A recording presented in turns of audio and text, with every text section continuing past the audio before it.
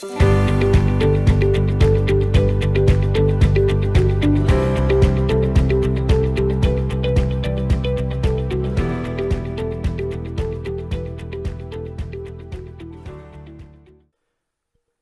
everyone, this is Daniel Badillo.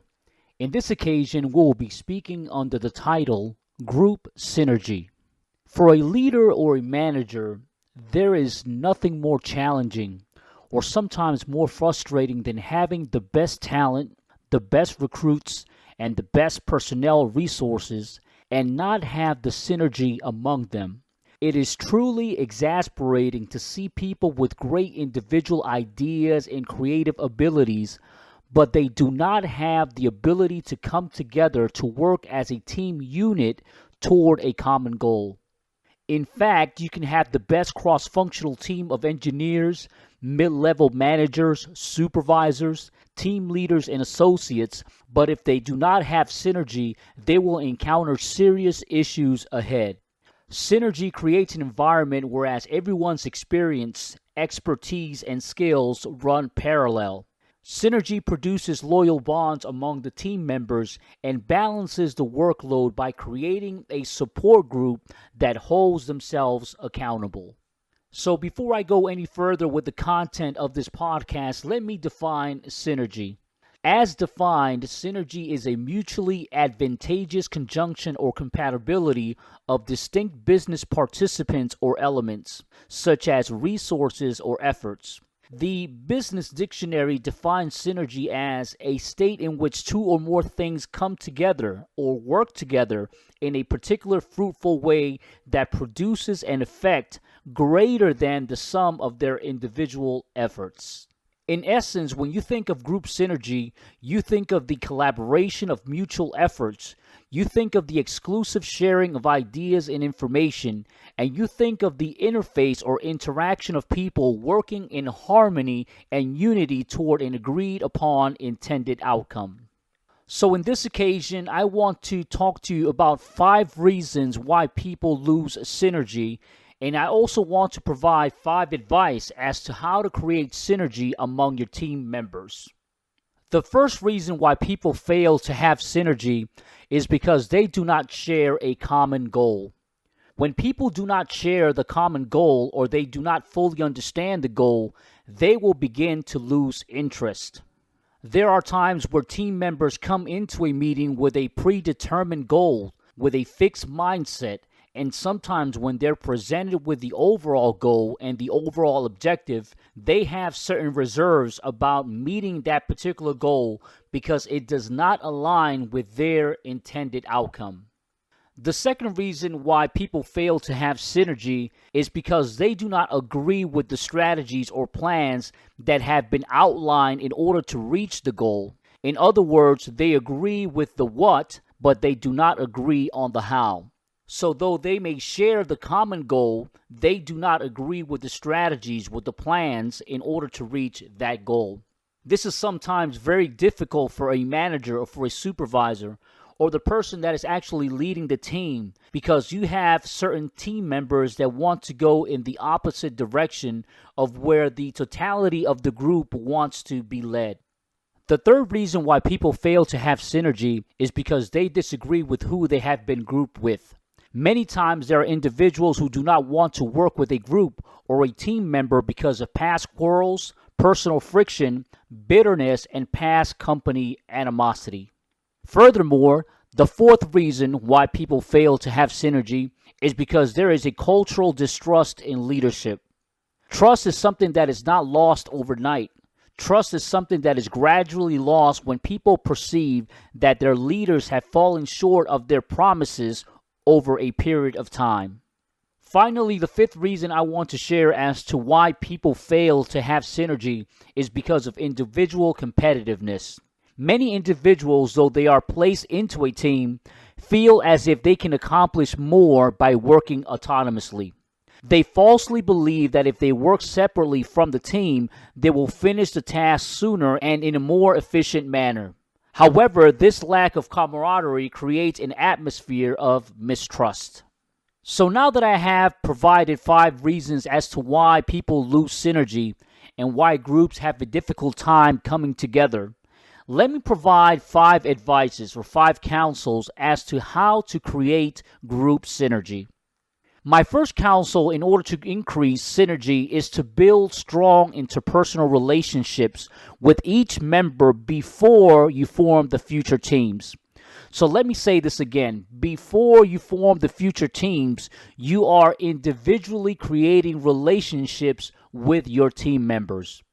For this to be accomplished, top level leadership must cultivate a culture whereas people can share open ideas.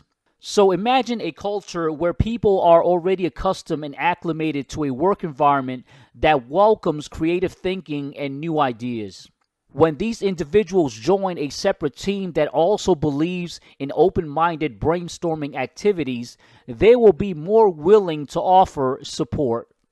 I would advise top management to use visual management tools in order to inform internal and external interested parties that you believe in the power of teamwork. My second counsel to increase synergy is to establish clear goals and objectives when forming the group.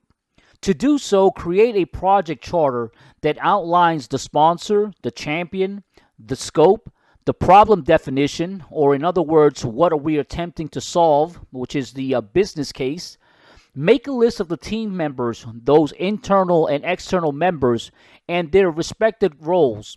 Document the current state, document the future state, and establish a realistic timeline and respective boundaries. Finally, list out the stakeholders and their expected deliverables. When the team members know in what direction they are being led, they will increase their synergy and group participation.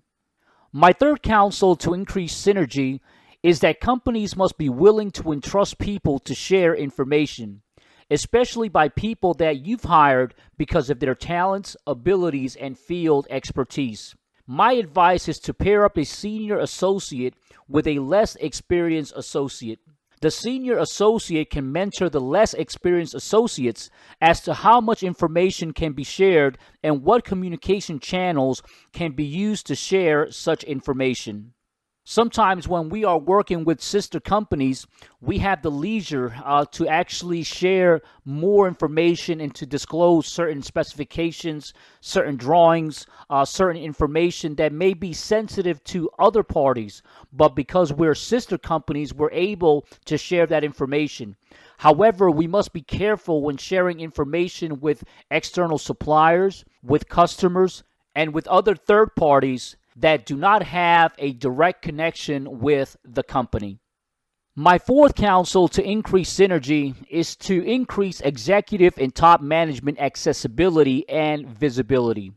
When group members witness their leaders providing moral and business support and continuous encouragement, and they provide the needed provisions, information, and resources, the team will experience a surge of group empowerment and increment their support toward each other.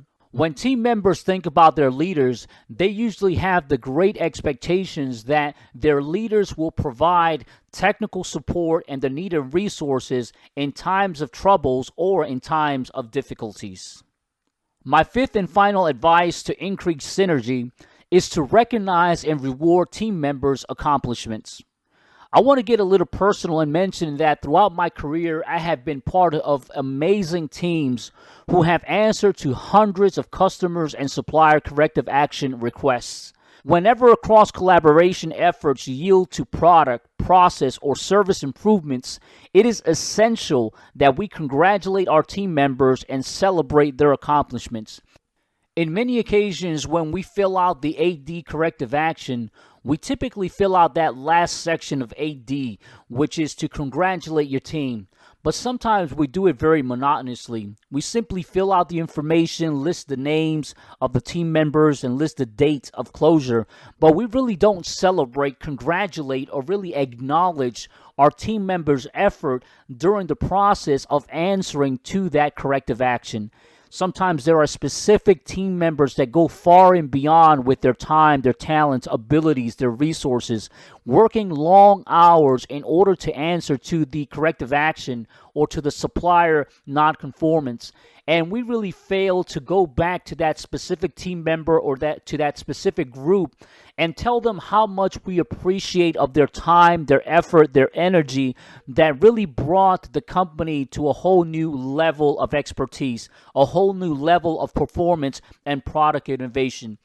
So my advice to increase synergy is to recognize and reward those team members' accomplishments.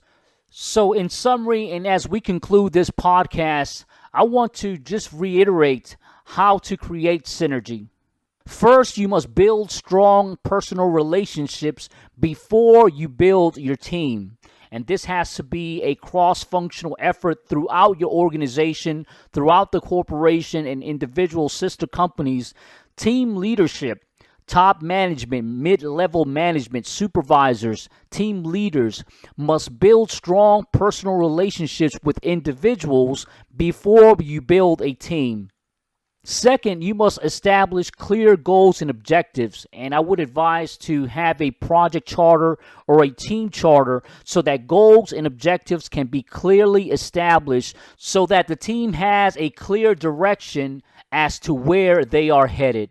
My third advice is that companies must be willing to entrust people to share information, and as always, have a senior associate being paired with a less experienced associate so that information channels can be utilized wisely and information is not disclosed so easily.